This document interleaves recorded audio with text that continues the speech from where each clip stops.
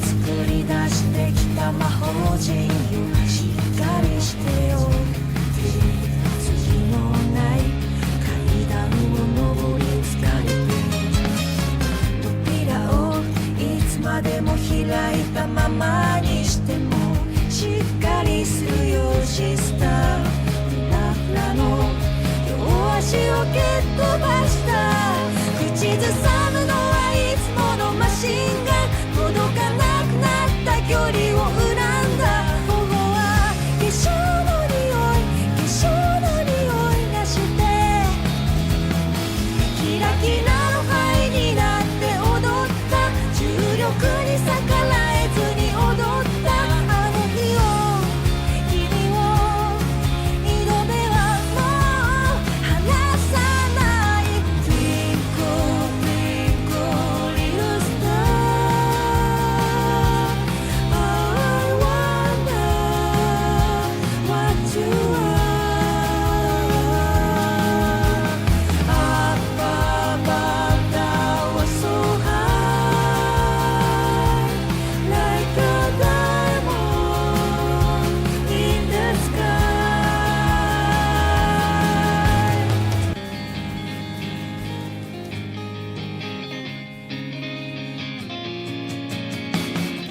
今まで僕が作り上げてきた魔法よしっかりしてよ次のない階段を上り続けて扉をいつまでも開いたままにしてもしっかりしてよフラフラの両足を蹴っ飛ばした口ずさむのはいつもの羅針盤届かなくなった距離を恨んだ頬は化粧の匂い化粧の匂いがして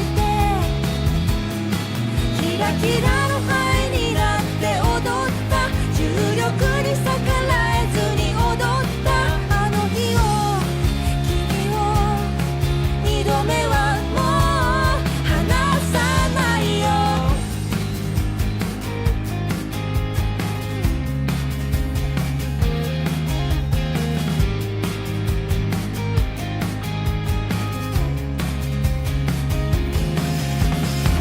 今まで僕が作り出してきた魔法陣よしっかりしてよ次のない階段を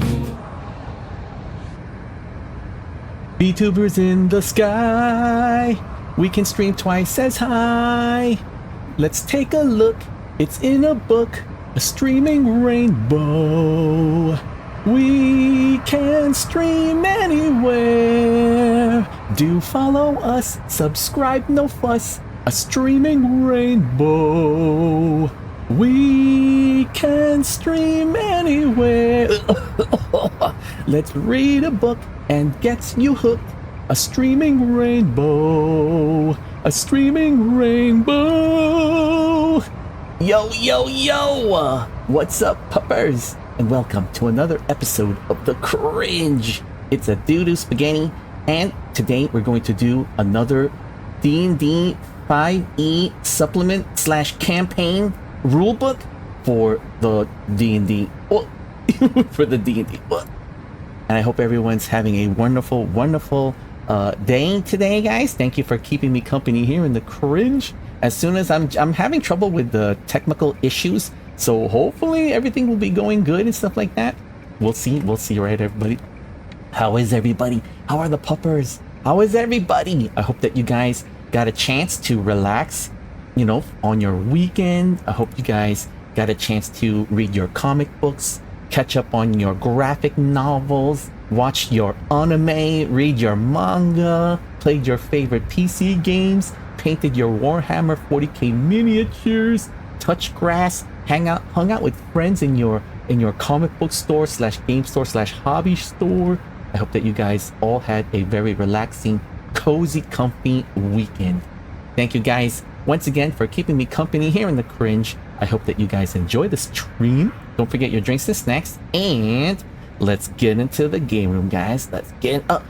Is it game room? Oh shoot, I was thinking I streamed earlier a collab with Arthais and Christina, and it was a table read. It was a dramatic table read of one of my favorite sci-fi movies, The Alien. And I keep thinking that we're going to be going to the dog booth scene, but we're going to the game room. Okay, guys, we're going to the game. All right, everybody, let's go. All right, guys, let's put on some nice music. All right, everybody, we're going to be checking out. Is it really a book review? Because I'm just like, I'm not really reviewing, I'm just looking at things, and I like to share. I'm sharing. You know what? Should we call it not book review, but book sharing? Like book sharing. Or time to stream the rainbow. You know what? I'm going to be streaming the rainbow. It's a campaign book called Arcadia that's based off of the whatchamacallit? It's based off of the trying to think. It's based off of the Dungeons and Dragons 5th edition, but it's basically, okay, you know the movie 300 and the movie Troy with Brad Pitt? You know those movies, guys? So basically, take the movie Troy / the movie 300. You know the movie 300 where Leonidas says, "This is Sparta!" And then in the movie Troy, Brad Pitt's character, I think it's Achilles, was about to invade the beach of Greece or something like that, and then he pointed to his myrmidons, his cohort in the boat just before they were about to land on the beach, to do battles and stuff like that. Remember that scene where he goes, "There, beyond the beach, is immortality. Take it, it's yours." Remember that awesome scene? So imagine 300 plus Troy meets Dungeons and Dragons. Basically, that's what it is. It's one of my favorite campaign. Is it called a supplement, guys, or is it just campaign? It's a campaign based on the world of Arcadia, which is kind of like the D&D version of Troy. It's the Bronze Age. And of course, there's going to be like monsters like the Hydra. There's also like Neptune's gonna be like the gods of the Greeks, are quote unquote the Greeks, are gonna be here too. And there's also gonna be whatchamacallit? There's the Medusa, one of my favorite monstrous villains. The Medusa. There's of course the Minotaur. So there's all kinds of like it's like a fusion. So this is what the cover looks like, guys. So it's called Arcadia. And I think this came out back in 2019. And it's one of my favorite 5th edition rules campaign. I guess is it called a campaign guidebook based off of the Dungeons and Dragons 5th edition. And I love the format. The format is, if you look at the format, it literally is the same style. It's a two column with like little chapters, and I think there's like headings and stuff like that. So it basically has that same graphical design when it comes to having this book alongside your player's handbook and your dungeon master's guide. So you need to have your player's handbook / your dungeon's master's guide. Basically your player's handbook. But if you're going to be doing DMing, if you're going to be DMing the game, or you know what, I like calling it DM, but I think the new meta is you call it GMing, games mastering. I still call any kind of game, whether it's science fiction or fantasy, DM and stuff. But this is the game. The dice. Oh, I have a new dice roller, guys. So let me show you the dice. So for those of you who are new to the tabletop role-playing game, surely you guys most likely have heard, the keyword Dungeons and Dragons. Okay, so Dungeons and Dragons, the edition that I enjoyed playing, because I think they're going to the 6th edition. I'm not really sure, and there's a whole bunch of controversy going on with the current edition, the 6th edition that's going to be out. Or is it out already, guys? You guys let me know, okay? But the edition that I last played was 5th edition, and it is the rule set feels very modern compared to like the 1st edition, the older editions of Dungeons and Dragons. So when the 5th edition came out, there's a bunch of like third-party products, I think. And there was like a lot, you know, everybody was writing like their own versions and worlds that you could play using the 5th edition rules. And out of all of them, this one, Arcadia, really, it feels like a lot of love was written. You know, it was written with a lot of love. It's very the same like style format that is the graphic design of Dungeons and Dragons 5th edition. You know, I absolutely love like ancient history, you know, the Greeks, the Spartans, Troy, Achilles versus Hector. You know, there's a lot of movies for inspiration, plus a lot of books, you know, like historical books that will help inspire you to want to play in this type of world. And what's not to love? It's Dungeons and Dragons meets Achilles, meets Troy, meets Leonidas. Like what? Like what? But anyways, here's the dice that you'll be using for this game. The dice are called polyhedrons, aka polyhedrals. But basically, nowadays, they just call it gaming dice. So gaming dice looks like this. So you'll have a D4. And that's what the D4 looks like. So a D4 stands for 4-sided dice. 4-sided die. So you'll have a D6. You'll have a D8, an 8-sided dice. You'll have percentile dice. Right, so that one looks, that one you rolled 79%. Or you could roll the individual 10-sided die by themselves. So that one you rolled a 7. You will have a 12-sided dice. And you will have a D20, a 20-sided die. And these are the dice that you'll be needing to play this. Basically, you'll need this kind of dice set, a set of dice for, I guess, back in the day when the Dungeons and Dragons was first starting out, and I like to call it the golden age of role-playing games, tabletop role-playing games. There were all kinds of systems out there. There was GURPS. GURPS stands for Generic Universal Role-Playing System. So GURPS utilizes the D6 system. They use this here. So they would utilize, rolling D6s. There was the World of Darkness, Vampire the Masquerade. Vampire utilizes dice pool rolling D10s. So it would look like this. Right, and then there were some games where like Call of Cthulhu. Call of Cthulhu, which is, I think, published by Chaosium. They utilize what's called the percentile dice roll system.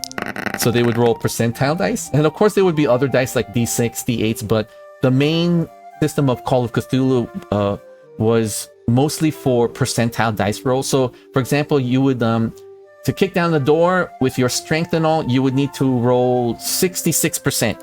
So you would roll percentile dice, and we rolled a 39%. So, I think you have to roll under. Yeah, I think you have to roll under, or is it over? No, we would have to roll over. So we didn't make it.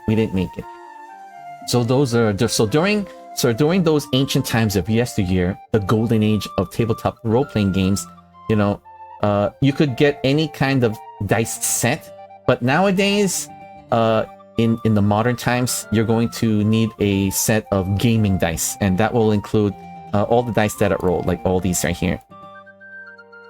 You'll get all this here. So this is what it will look like, and they come in all kinds of colors and styles and things like that.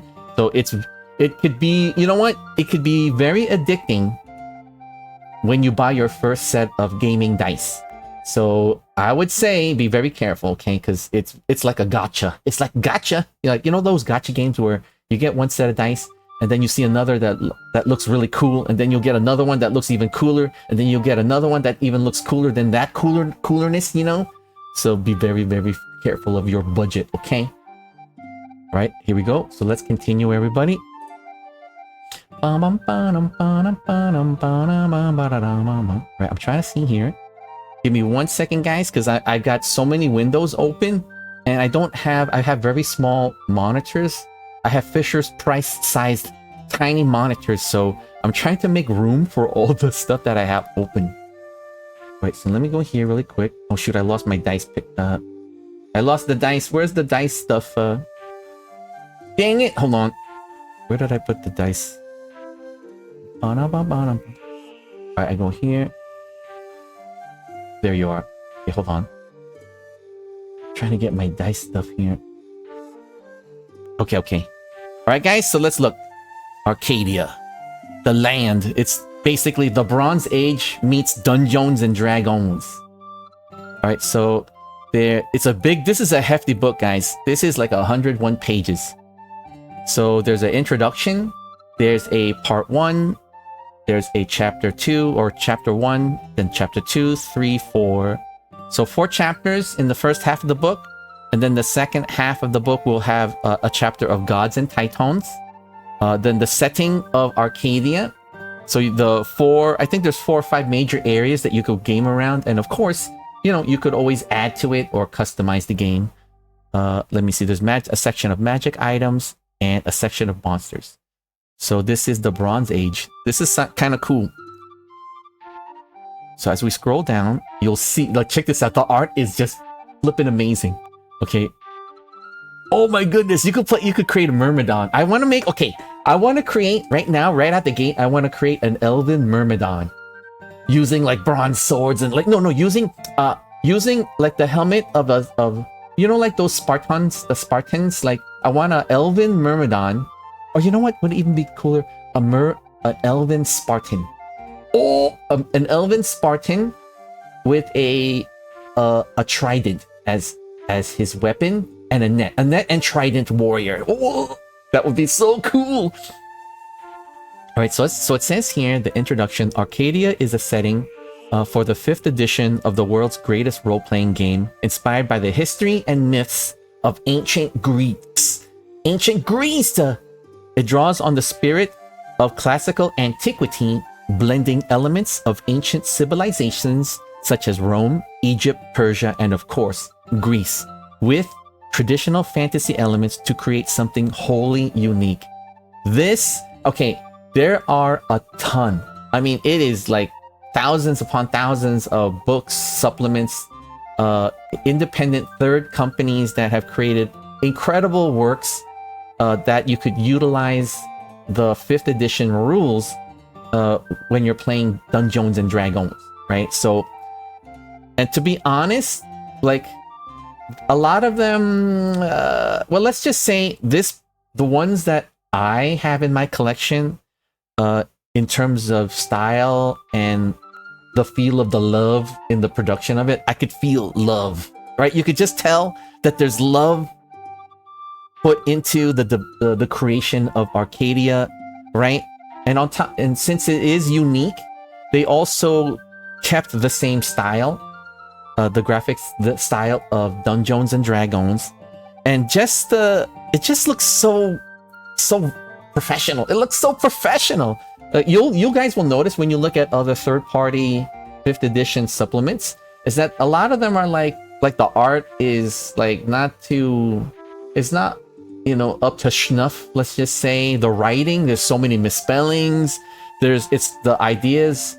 I mean, the ideas are great, but sometimes they're like all over the place. It's not well organized. Right here, like you have it really nice and organized, and just the opening cover, where you have your Greek-styled fantastical heroes fighting the Hydra. This is so cool. This is so cool. You have a tiefling, or it looks like a tiefling wizard. You have your elven Amazon. You have your Myrmidon. Oh my god. You have your dwarven warrior. Nice. So there's the Age of Heroes. Right? So this is a Bronze Age before Iron. There's ancient magic. This is like an Age of Heroes. There are many gods running around. We know that they cause a lot of shenaniganery. The gods are very like mischievous, and during this time, a lot of the gods are really more active with like trying to troll mankind. I'm looking at you, Zen. Right, let's see. We have, look at this. You could play a human Myrmidon. There's a dwarf. This is what the dwarf looks like. They're called the Kin of Erebos. But basically, it's just dwarf, right? So you have the dwarven race here, gold and bronze. They have like little chapters about forge and field. They're keepers of the flame. A lot of their, of course, just similar to the dwarves of the fantasy, they also like have like tunnel works, you know, like they hollowed out mountains and stuff like that so that they can make cities, massive, incredible arts and cityscapes within. But the catch is, it's very like ancient style, very like Romanesque or Greek, you know, very mythological. So you play dwarf here, and then you have your traits. So let's go over the traits. So there's keywords that's similar in the, I would say, the template, right? So Dungeons and Dragons 5th edition, they have like these templates, right? So you'll look at like an elf, right? And the elf would have their templates. So and their keywords in those templates, and they repeat with each race, maybe a magic items, location. So it's similar. So the dwarf traits, you'll have an ability score increase. You get age. You have an alignment. You get size. You get speed, dark vision. You get dwarven resilience. So you get better saving throws. You have dwarven combat training. You know, you're more proficient. It says here, as a dwarf in Arcadian, as an Arcadian dwarf, you have advantage on saving throws against. You have proficiency with sling, bronze mace, bronze sword, and bronze short sword. That sounds pretty cool. But you have tool proficiency, you have stone cutting, and you have languages. There are also sub-races if you're playing Arcadian dwarf.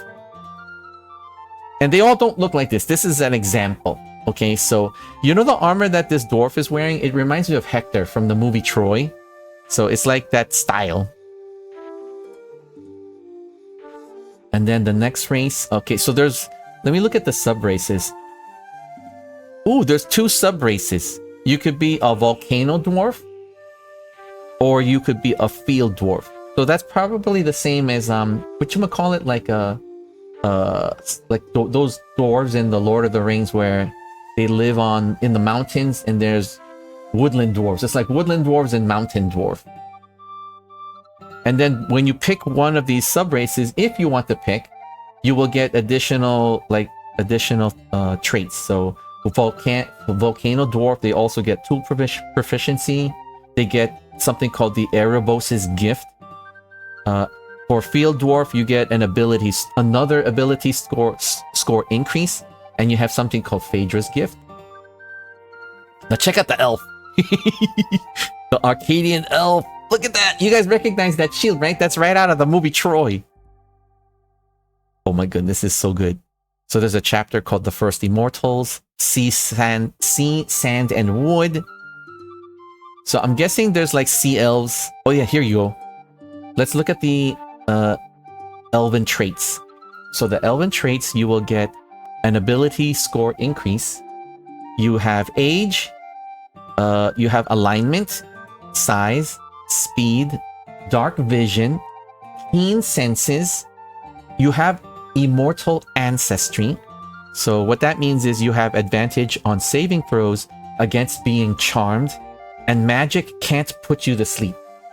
And you have something called trance. So elves cannot sleep. Instead, they enter a trance, remaining semi-conscious for 4 hours a day. And while in this state, you rarely dream, though such visions, when they do come, are often seen as messages from the gods. And you have languages, and there are sub-races. So let me look how many sub-races are there. Okay, so there's 3 sub-races in Arcadia. There's something called the Orion. I think it's pronounced Orion. The Orion elves. So they're elves that are ancient Amazonian. They come from like the Amazon. They're like Amazon elves. Is that right? Orion elves are an ancient Amazonian race of warriors and huntresses. They have no walls or cities, but are one with the land. So you're like a woodland elf. You know, so the Orion elves are Amazonian, are basically Amazons. It says here they're an ancient Amazonian race, but they are Amazon. They're Amazonians. So you could be in like Wonder Woman has, like, she's human, right? So Wonder Woman has her Amazonian tribes. So here the elves also have that kind of similarity. There's something called the Silenian elves. Those are elves descended from the prophecy of doom and escaped the fall of Silea. So they're like kind of like a damned, like they're like elves who have been damned for wandering. Oh, that's Sag. That's Sag. And then my favorite, there's the Nissian elf. They're the drows, the drow elves. So in the Arcadian Nissian elf is your drow. So there's pictures here. There's drow. Wow, so that's the Selaean, I think it's called Selaean elves they're like shunned. It looks like, wait, they wear bandages and stuff. They, like back in the ancient times, there would be people that have bandages. What are they called? They would have like leprosy or something like that.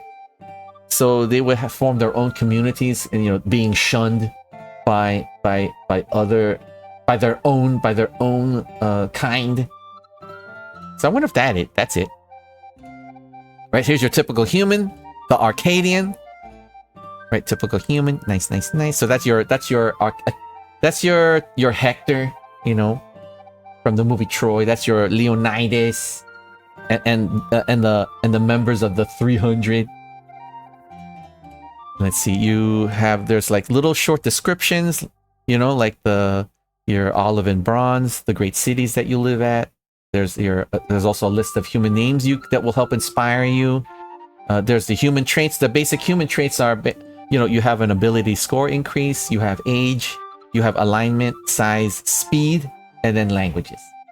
So the default, this is like the default, I don't want to say starter race, but it's the default race if you don't want to play, like be an elf or a dwarf, for example. So here you could be the Arcadian orc. Wow, look at them. It looks so Bronze Age. So there's the tribes that you come in. So there's the tribes of Gargoros. There's a chapter called The Blood of Giants, Savagery and Civilization. So your orc traits, you will have an ability score increase. You have age, alignment, size, speed, dark vision. You have a colossal build, relentless endurance, and savage attacks. Now, I think there is a sub-race, and you could be a half-orc. So there's a little footnote right here, if you're going to play a half-orc. Now, there's something called the Phaedrons. So the Phaedrons remind me, I think they're tieflings. They look like tieflings, but they're really not. They're like fae goat people, kind of. So you could play Phaedron, and it has a chapter called The Children of Phaedrus, the Fae Legacy, the Caesarean Bloodline, different names that, there's a list of names that will help inspire you. The Phaedron traits are ability score increase, you get age, you have alignment, size, speed, languages, and there is a sub-race. Where's the sub-race? The sub-race is... Let's see. Ooh, so the sub-races will be a satyr. Like those goat people that play the flutes? Like those guys that you see in those ancient Greece mythological movies and stuff. So half like the body of a goat, I think, and the top half of a human, and they always play this flute like a Peter Pan, like a pan flute, doop, doop, boop, boop, boop. So they always play that. So you could play a satyr, you could play a siren. Nice. You could play a gorgon. Wait, gorgon are fae? So Phaedrons are fae, and within the fae, there's different sub-races, and I thought that they would be similar to like a hoof-like entity, but it really isn't. Hi, Jojo Killer. Thank you for first time chat. We're doing a book review. We're doing a book review of Dungeons and Dragons 5th edition campaign world Are you familiar with the Dungeons and Dragons? It's a tabletop role-playing game, and this is one of my favorite supplements slash campaign worlds based off of, here I could show you, based off of ancient Greece. So imagine this. Imagine the movie 300 being married with the movie Troy, and then they had a baby that's based off of Lord of the Rings. So imagine that. Imagine all that fusion. Dungeons and Dragons meets Troy slash 300. It is the coolest campaign rule set that I have ever read. There are a lot of 5th edition supplements out there. This one is, to me, is one of my favorite ones. So it's the Bronze, basically Bronze Age meets Dungeons and Dragons. Everyone knows DD. Nice. So this is a campaign rulebook based on a using the same rule set, but you're playing in the world of 300 slash Troy. So imagine playing a Elven Myrmidon or a Orc Amazon, like Wonder Woman, or a Dark Elf, like Spartan. How cool is that? So we have here. And then I was showcasing the dice. I have a dice roller. So just to let you guys know, these are the dice that you use in the game. Hold on, guys. You gotta check this out. So these are the dice that you use in the game. So I wanted to share, one of my favorite role-playing game campaigns using the Dungeons and Dragons 5th edition rule set. So you can play Phaedron. Right now we were going over the Phaedron races. So they look like half goat, the satyr. So it's half goat, half man. And we're looking at the 3 subgenres. Wait, there's a bunch more. Wait a minute. I could play a centaur. What? Oh my goodness. This is, okay. What? You could play a centaur. You could even play a minotaur. What the heck, Dio? Okay. So if you're going to play a Phaedron, you have to pick one of those subgenre races. You could play a satyr. So I think this guy here, this picture up here is a satyr. Right? That's half goat, half man. You could play a siren. Right? So I'm thinking a mermaid. A mermaid. You could play a siren. A gorgon. What? That's like a Medusa. Wait, you could play a gorgon character? That's kind of like crazy because you have that petrifying gaze. You'll literally be hunted by... If you played a gorgon, you will be shunned. When you would have to be very careful when you're approaching villages, because you don't know how the villagers are going to react to you. Are you familiar with the astronomy? The field of science, not astromonology mumbo jumbo.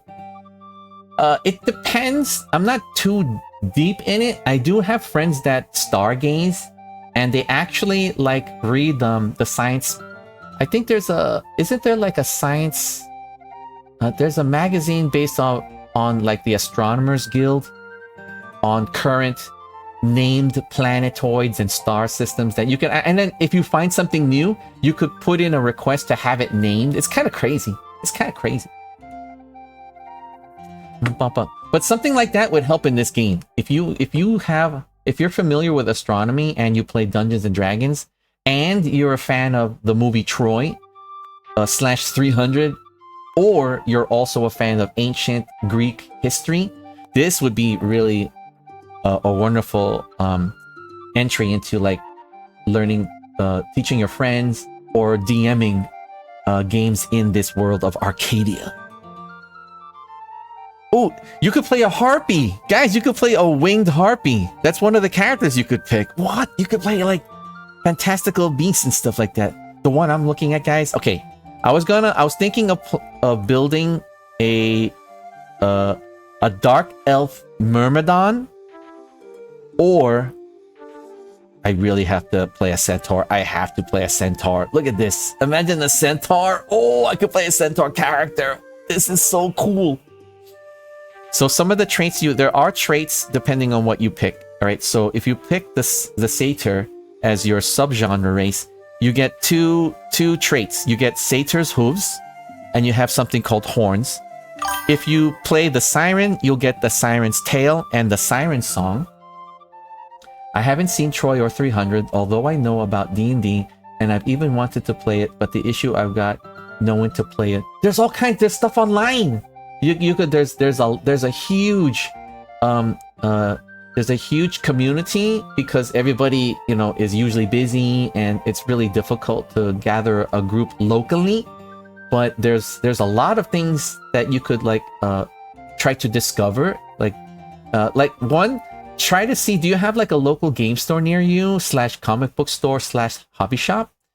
That's how I started playing a lot of card games, like tabletop miniature games, role-playing games, you know, basically all those kind of nerdy stuff like that. I discovered like 3 or 4 local comic book store / game stores, and I'm able to like hang out and meet friends and play games and stuff like that.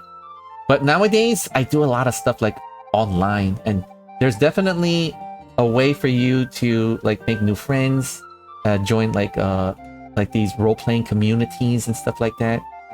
It just depends on what genre, because I think nowadays the communities are split between fantasy, then there's your science fiction people, and then it breaks even more specifically. Like if you enjoy, there's a role-playing game called Call of Cthulhu, there's a game called GURPS, there's a game called Savage Worlds, there's a game called Fate, there's a game called Mutants and Masterminds, you know, and of course there's Dungeons and Dragons. But stay strong. There are communities out there that you could reach out to. Sadly, I don't have any stores like that nearby, but I didn't know people could play D&D online. I'll have to look into that. Yeah, it's, you know who started it? Okay, you probably have heard of Critical Role. I wonder if you have. Critical Role is basically, oh, you haven't? Okay, they're on the YouTubes. They do, if you have access to YouTube, you could search on YouTube Critical Role, and basically it's like a tabletop like show of a group of friends playing Dungeons and Dragons. So you get to see how, you know, you get to see like an idea. You get to see, well, what's the word? How should I do? If you've never been exposed to D&D, it's a nice way to at least see how the interactions kind of work. And then there's a lot of content on the YouTubes to check out to help you out. And some of those contents, they sometimes have hyperlinks if you want to join communities. You know, just get your foot in the door, so that way you could start your journey to making friends and playing some tabletop role-playing games. So you could play, okay, so the traits for a mermaid, the siren, is you get Siren's tail and you get the siren song. The Gorgon has Gorgon's coils and the petrifying glaze. Oh, thank you for the belly rub, Joku. Thank you for the belly rub. Woohoo! Welcome to the community. Welcome to the puppers. Bum, bum, bum, bum, bum, bum, bum, bum, bum, bum. I was wondering if you have a game, so you don't have any stores nearby. Like, is there must be like or even not so much a game store. Is there like comic book store near you? Nowadays the comic book stores are not just a book that sells comic books. Like comic book store, in order for comic book stores to survive, you know, their business, they usually branch into like Magic the Gathering, Pokemon card games, and they'll definitely have like role-playing games, dice, right? They'll have dice, they'll have miniatures and paint that you could paint the miniatures with. It's usually like a hodgepodge of like fun nerdy stuff. Like surely you could Google maybe one like in your area. So the one thing the one thing that stands out for the Phaedron right out the gate is Harpy, because you get wings, right? So that means you have flight. Oh my goodness, to have the ability to fly. But remember, Harpies are not like buff, right? So the Harpies are kind of like half, like the feet of like, what is it called? The feet of eagles or something like that. All right, so Harpies are believed to be, they're cursed. You're like a cursed being. to look like a bird creature. So you have something called Harpy's Wings and you have talents. But the one thing I'm really looking forward to making, the one that I'm right out the gate, I want to build a character, a centaur character. They have a trait called Centaur's Form, and they have a trait called Hunter's Charge. But you could also create a Minotaur. Oh my goodness, you could create a Minotaur character. There's a little sidebar right in here, guys, that you could make a... Okay, those are the two races that I... You know what? 3 races. First choice, Centaur. Second choice, Minotaur. Third choice, Dark Elf. Hey, do you mind having a look at a 600-word chapter of a novel? Surely you could post it in... You could whisper it, or you could post it in chat, like the link, if the link will post. Or, no, you know what? Or you could just whisper me. You could whisper me the link, and I will definitely take a look at it. All right, so the next one we have... Okay, so these are the races that you could pick in Arcadia. Okay, so just to let you guys know, this is a campaign world that utilizes the Dungeons and Dragons 5th edition rule books. You will need your player's handbook. You will need your official Dungeon Master's Guide alongside this book here. All right, so these are the races that you could pick that are for the world of Arcadia. You could pick other races that are not in here, that are in the Dungeons and Dragons player's handbook.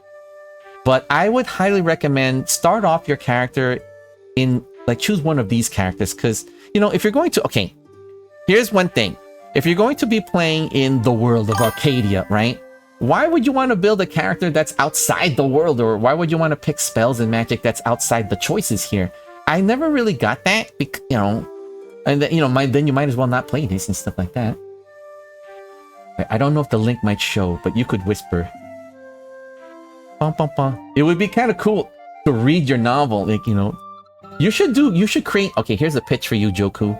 I highly recommend, if you have a way to record your voice, why not record an audio of the novel that you're writing? And it doesn't have to be like high-end recording and stuff. Just read it. Like, get it out there. Get people to enjoy it and stuff like that. A 600-word chapter, that's a lot of... One, that's a lot of time. 2, that's a lot of effort. 3, that's artistry. That's your art. You know? I would say, like, put it out there for people to read or enjoy. You know, things like that. You know? Get it out there. Get it out there. Share it. Share it. Here we go, guys. So these are the races. If I had to pick...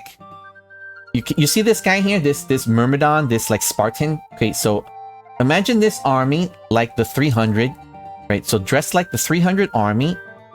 But I'm either a Dark Elf or a Centaur or a Minotaur. You know, if I was a Minotaur, I'd probably have bare chest, right? I would have no armor and just like a cape with my double-bladed battle axe. What? I have a community disgorge. My PC account isn't verified, so it's not letting me whisper. Let me either use my phone or either DM you on the disgorge. I have a disgorge, but I'm not gonna say anything. You have to, let's just say joining the disgorge is adventure.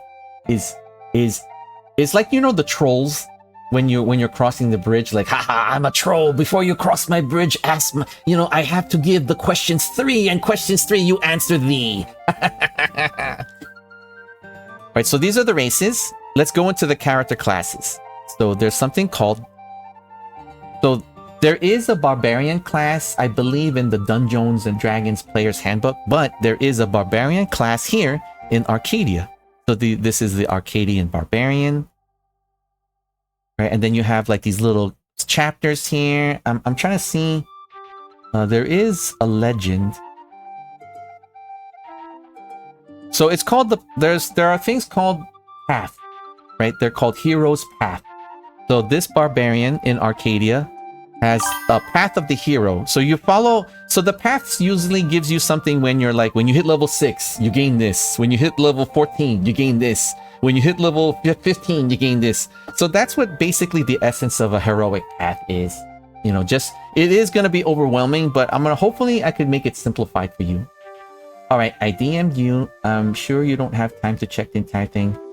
Check out chapter 11. What genre is it, Joku? Is it sci-fi? Is it fantasy? Is it IRL? Is it like historical? Is it horror? Is it horror? Sci-fi. Nice.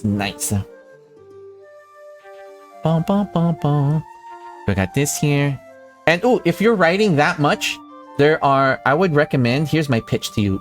Do a deep dive on the interwebs. There are,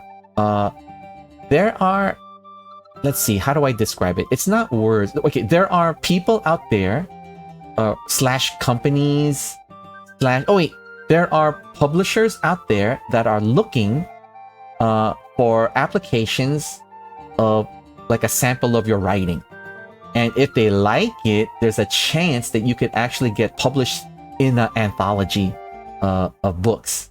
So one of my friends, she's a wonderful writer, and she applied, and her short story got accepted and published in an actual physical, book that you could get in like a bookstore and stuff like that. So I would highly recommend write short stories that you could submit to anyone that is looking for short stories, and you get paid. I believe you'll get like a commission. It depends. Normally, the default is you'll get a small commission, plus you'll get your book. Maybe you'll get like 5 free books or something like that. It could be negotiable, but normally you'll get accepted, right? Then they'll print your book in like 10,000, like probably like 1,000 books. And then you'll probably get 1 or 2 free books after the publication, and then you'll get like a small fee for it. So it's a great way to start your journey if you're going to be like writing and stuff like that. All right, so we have a barbarian here. Wait, hold on, I gotta drink my throat.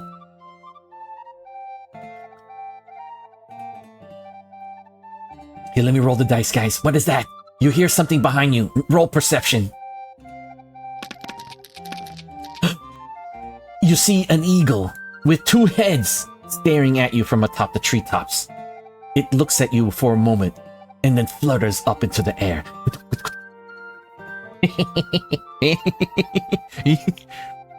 Alright, so and then there's bards. You could be a bard in this game, in the Arcadia. So these are your paths. You could be a College of the Muse. You notice, remember I was saying the satyr is a bard because they have that pan flute? So this is an example. Oh, look, she has like a cool harp. It's probably a magical harp. Look how cool she looks. You could be a satyr bard, and you could come from one of the colleges of the Muse. So there's little chapters here of what a bard, what a Arcadian bard will have. So there's College of the Muse. You get something called Calming Presence.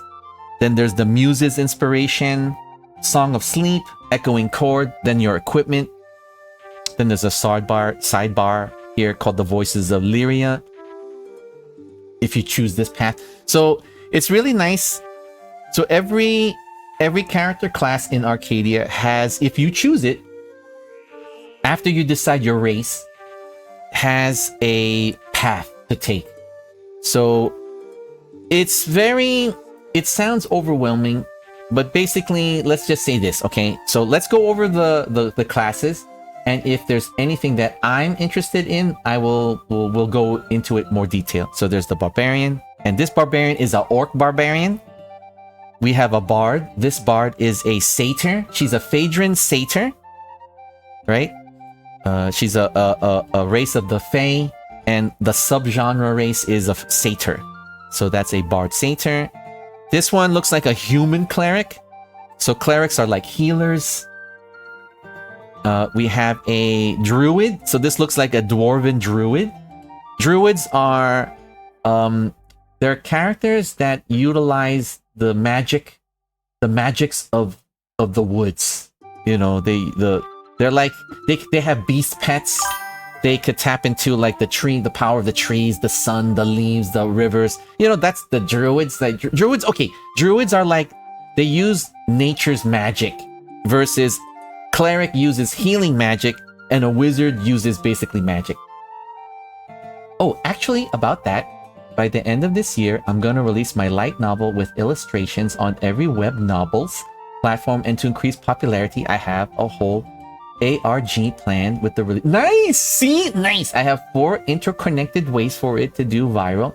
If any one of the 4 ways works, both the ARG and novel will get popular. Then by the very end, I expect for the publishers to contact me. But if not even one part of the plan gets popular, then I guess it will just be wasted effort. Don't think like that! Don't think like that! You have to continue with your plan. You have to actually visualize it. You need to visualize it. Right? You have to visualize in another multiverse, in another alternate Earth, it's already happened. So constantly think of that, like will it to exist. If you have all this prepared, my pitch to you is to do a live reading. I would say stream reading your novel. Just do it, or record a video on the YouTubes and stuff like that. But you know, you just get it out there, like, you know, get it out there now, like right now. Start doing like even 10, even if it's like if you've never, I'm assuming you've never streamed or created content, I would say just record even like 10 minutes and then post it like on Instagram or Facebook or whatnots, you know, on your site. You know, read little paragraphs of it, you know, and try to make it like, don't just read it, like, you know, like for example, what you wrote right now, I would like do it like this. For example, hey, hold on. Let me do this here really quick. Okay, so what you wrote, oh, actually. So I would be like, oh, actually, about that. By the end of the year, I'm gonna release my light novel with illustrations on every web novel platform.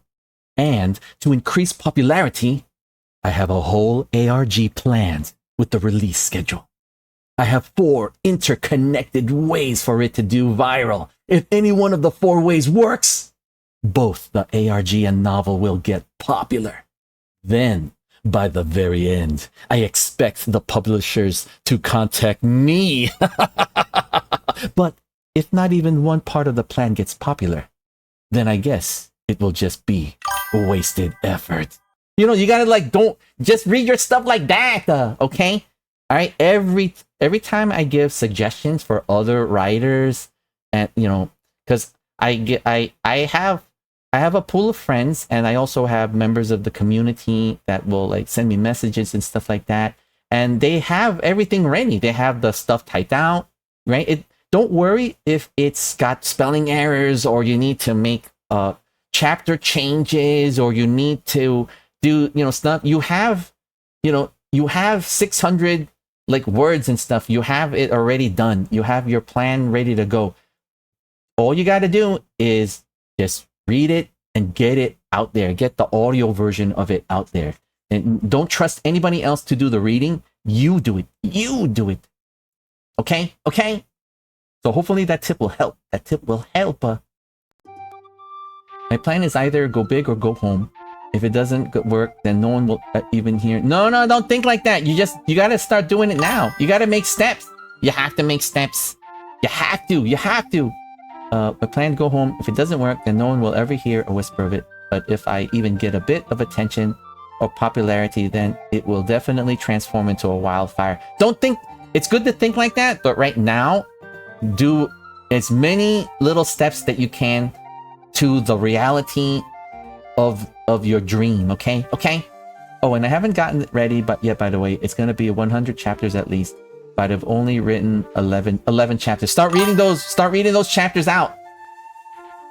Make it a work in progress. Here, one of my suggestions for a bunch of friends and community that write If you have already written some stuff, if you've already written, doesn't matter if it's 1 chapter or 11 chapters or 2,000 chapters. If you've already written something, do an audio read / do a podcast of the first chapter.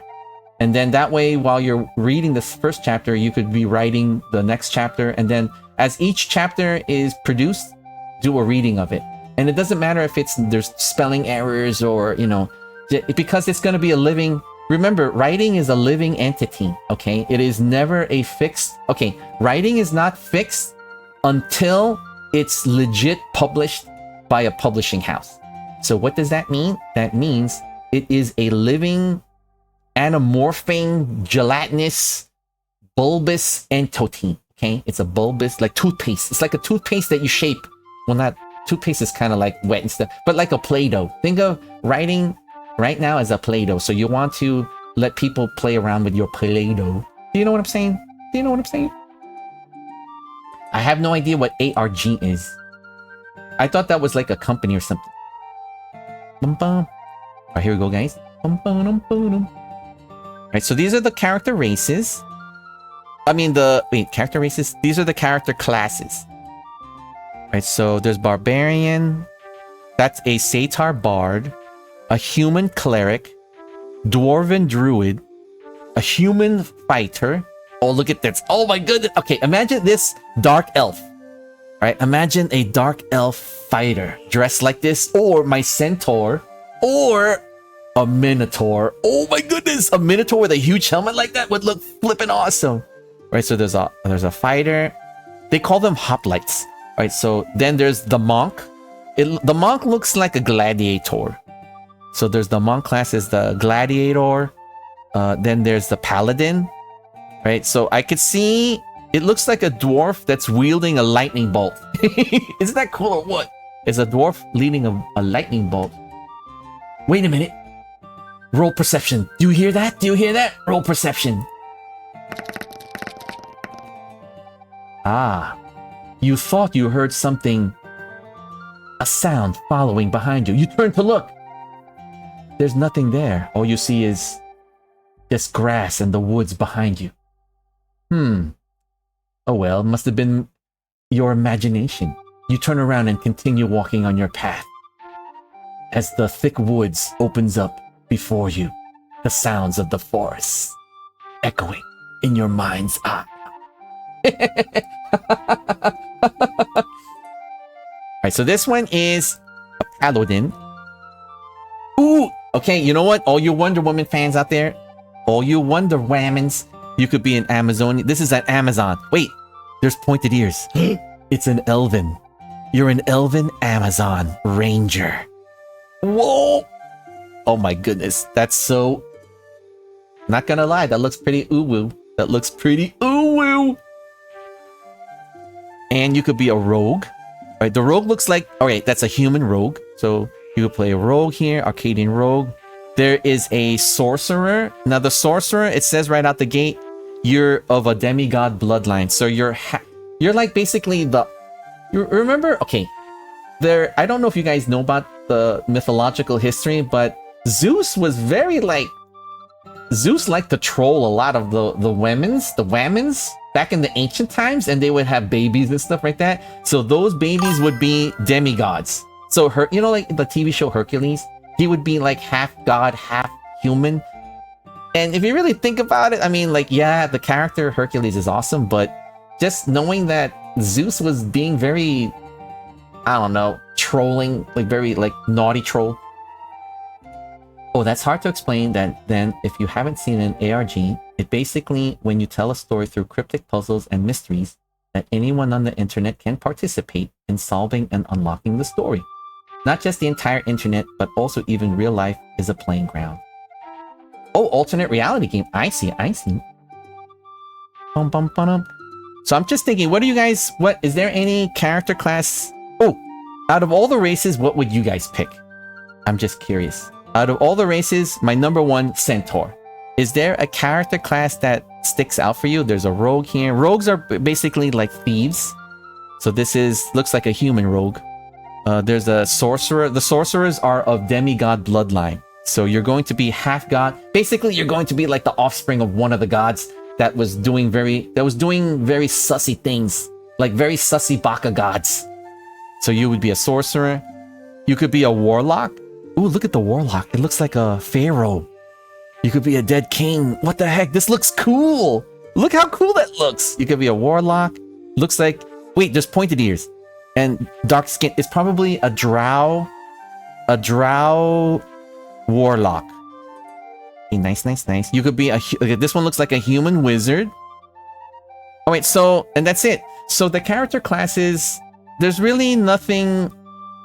It's the same in the Dungeons and Dragons 5th, the player's handbook. So in the Dungeons and Dragons, the official book, there is wizards, fighter, monk, but this is the Arcadian version of it.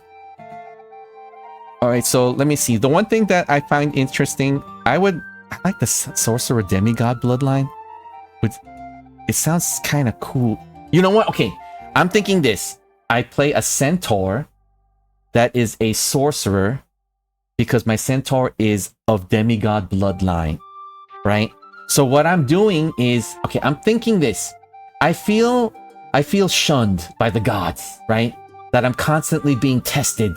So I'm trying to prove my worth, you know, to my father or my mother, right? To the god that kind of birthed me, kind of, right? So maybe I'm on a quest, not so much for vengeance, but I'm on a quest to try to prove my worth, you know, to try to get the god's favors. But it seems like every time there seems, quote unquote, there seems to be like hardships and stuff. But if you think about it, that's what makes your character, right? That's gonna enrich your character's role playing. At least that's what I'm thinking right out the gate. Okay, so that's what I'm thinking. So I was thinking maybe centaur sorcerer, or I was thinking really what the fighter. You know what? Centaur fighter. Wait, centaur fighter or minotaur. A minotaur's. No, I don't want to be sore. I want. Right, how about this? A minotaur ranger. All right, I'm a minotaur ranger. Or I am a drow. A drow.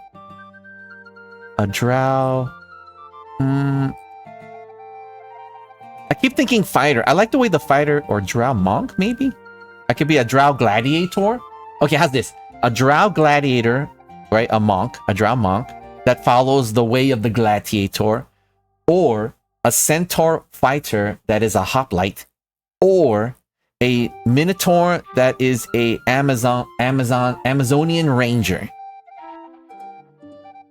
That's pretty cool. So there's the warlock here, wizard. Interesting. Okay, so now we're on chapter 3 for the equipment.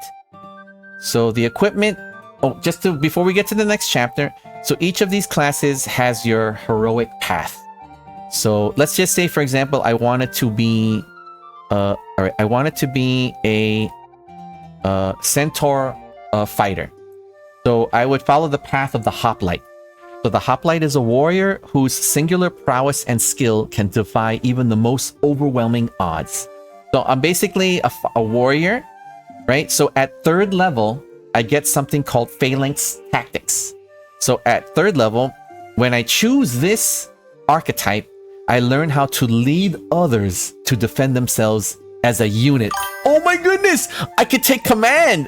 Even at level 3, I could at least like inspire other warriors to join me on the quest for glory! Oh my goodness! That's pretty good, Are you gonna DM Dungeon Man your feedback of the novel I sent? Or how are you gonna tell me since you aren't gonna read it on stream? We'll see. I'll have to take a look at it. I'll definitely give me time to check it out and stuff. You never know, I might want to read it. But 600 is a lot. It's a lot. If you have a short, story, send it because I could read it. Like I would say if you have a short story, I'd be more than happy to do a reading of it. I would say make it so that way it fits within an hour, right? I don't want I can't read things that's more than an hour. So if you could if you have a short story or a sample that I could read with less than under an hour, between a half hour to an hour, that would be amazing. That would be amazing. So why do the feedback? Might as well just put it out there. Alright, guys, so I was thinking the hoplite. Okay, you get something called Line Breaker at 3rd level. So you learn how to overwhelm foes with your vicious attacks. So I would rather take Phalanx Tactics. Or do I get to get that also? It looks like I get 2 things. Okay, I get 2 things at 3rd level. I get Phalanx Tactics, where I could command others to join me on my quest for glory. And I also could overwhelm foes with vicious attacks. So I'm basically getting more skilled. Like I could break the line, as not only am I a great warrior, like a strong warrior, but I could command others to you know like that saying, once more unto the breach. So I could be Line Breaker. At 7th level fighter, I get 7th level, I get an increased walking speed. So I'm faster because my legs are more sinewy and muscly. Alright, nice. I get a saving throw against being knocked down. At 10th level, I get something called Hero's Advance. So at 10th level, you learn to close on enemies with surprising speed and coordination. What? And I get a bonus action. So I'm getting tougher. I'm getting more Spartan. Do you know how many 600 words is? It's super short. A traditional word count for 1 chapter of a normal novel. Oh, I see. If you think too long, then that's fine. No, that's pretty good. I'll have to take a look. So, but thank you so much. Thank you for letting me know. At 10th level, you get the Hero's Advance. And then at 15th level, if I survive... Oh my... You know what? 10th level, I played games where I've survived 10th level.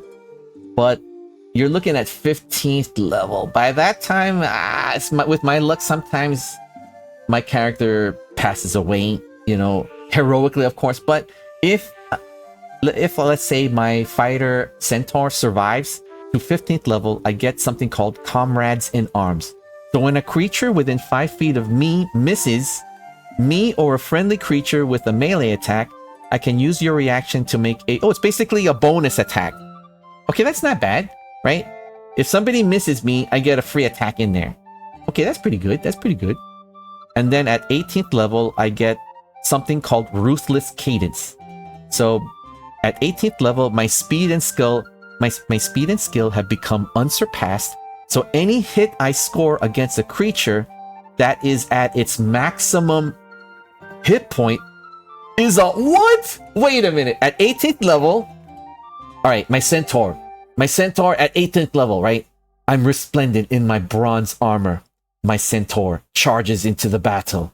I look for the leader that's commanding the vast hordes of corrupted orcs, and there he is. It is a cyclops.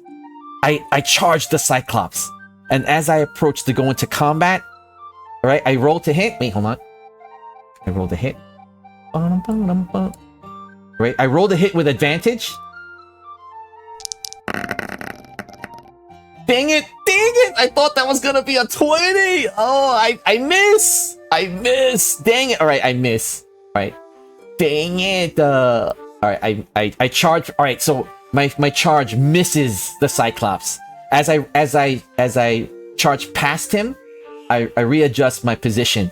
But now the Cyclops turns slowly, and it looks at me, raising its two-handed club. It attacks me. But because I moved out of its reach, it was a close miss. Its huge tree-like club slams on the ground behind me. I changed position as I tried to charge around its left flank, moving into attack position. Pretty cool, huh? Right, that's pretty fun. That's the imagination is growing. Right, so and it says what's really nice is when you pick a character class, right? You pick your race, you pick your class. It has your equipment. You get to pick. So it says here, starting equipment. All right, you could choose, right? So you start with the following equipment in addition to the equipment granted by your background. So you get what's called a heroic panoply, or a leather recurve bow, and you get leather armor, a bow, and 20 arrows, or you get a martial weapon and a shield, or 2 martial weapons, or a short bow and 20 arrows, or 4 javelins and a traveler's pack. So I would pick leather armor, a bow, and 20 arrows. And then whatever money I have left over, I want to buy a spear. And this is for my centaur. My centaur character, that is a fighter following the hoplite, what's it called? The hoplite path. The path of the hoplite. And that's what a centaur looks like right here, guys. Pretty cool. Wait, right out the gate, guys. Right out the gate, we have a character already forming, forming out of our mind's eyes. We have this here. Paladin Ranger. Interesting. Alright, so now we go into chapter 3. Wait, let me see. How many more chapters do we have? So we have chapter 3. So chapter 3, we're about almost at the halfway part of the book. So chapter 3 is the equipment. Chapter 4 are the feats. And then there's the second part of the book where it talks about the gods and the titans, the setting of Arcadia, the magic items that are in the world, then the monsters, the character sheet, the map, and that's it.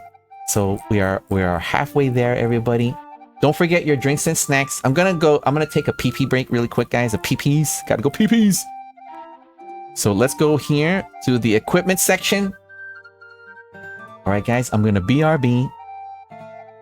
I just want to say thank you for keeping me company here in the cringe. Don't forget your drinks and snacks. And when we get back, we'll continue doing the streaming rainbow of Arcadia, a campaign world based off of the Dungeons&Dragons 5th edition rule set. Okay, guys? Okay? BRB.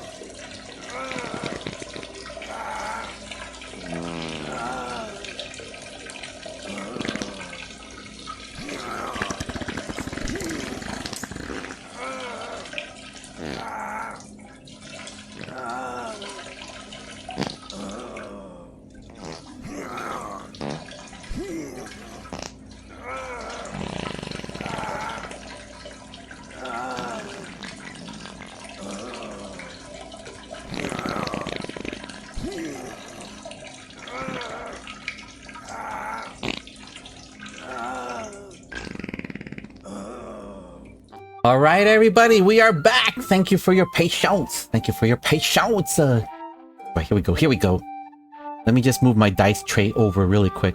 What? Let me just show you once again because I just recently got this. Okay, guys, one of my plans is to do a Dungeons and Dragons game with chat, with you guys, with you puppers, where chat plays the character and I will be your DM. And you know how hard it is to find a dice rolling application that is not tied to another website? I found an independent dice rolling application that does this kind of stuff. Look how cool this is. Look how cool this is, guys. For all you streamers out there and other VTubers / FleshTubers out there, if you're looking for an application, I have it posted in my homepage. Not homepage. In my about page. So, and guys, I have channel rewards. I have Cheerbit. If you have Cheerbits, please, somebody, if you have Cheerbits, roll a dice on my channel. I have it added, and I'm just dying to see what it looks like. It's probably gonna look like this. It's probably gonna look like this, guys. But it looks so good, right? It looks so good. All right, guys, let's continue. Let's continue the streaming rainbow of Arcadia. The Dungeons and Dragons 5th edition rules campaign, 5th edition third-party campaign. Right, so starting equipment. Right, so the starting equipment is also organized just like the official Dungeons and Dragons player's handbook. Right, so there's a lot of, like, I like to call them quick choice. So back in the ancient times, right, they would not have any chapters like this. They would say, here, you get 100 gold pieces, go to town, and then they would give you endless list of items, and you would be like thinking like, oh man, what can I get? Like I've had moments where I have spent like hours just looking at items, you know, what should I get? Because once you get it, that's it, right? So here, to make it easier for everybody, in today's role-playing games, they make it easier for people. So you could pick an entertainer's pack. You pick a set of items that has a label, and that's it, you're good to go. So there's something called the Hunter's Pack. All right, so let's look at the names, and then I will pick one, and we'll just go into more detail. So the starting equipment, there's Entertainer's Pack, Hunter's Pack, Philosopher's Pack, Priest's Pack, and the Traveler's Pack. Right out the gate, I'm thinking Hunter's Pack, because my Centaur is a hoplite. Right? So the Hunter's Pack includes a satchel, a pouch of 20 caltrops, a net, 10 feet of leather cord, a torch, flint and tinder, flint and steel, 2 days of rations, and a water skin. The pack also has 50 feet of hempen rope strapped to the side of it. Perfect for starting adventure. Perfect, guys, because we have flint and steel. La la la lava, chicken, la la lava chicken. Get it, guys? Wink, wink. You'll never know.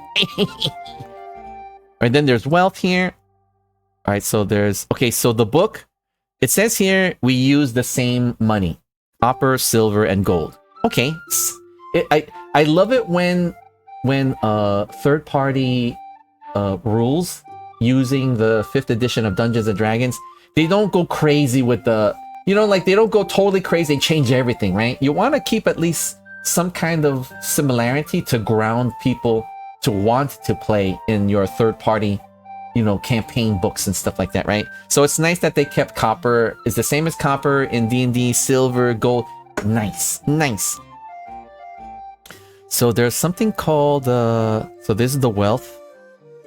So there's different types of wealth. The Crixian Mask, Crichton Shields, Ithian Trident. So there's here's the different size types of coins.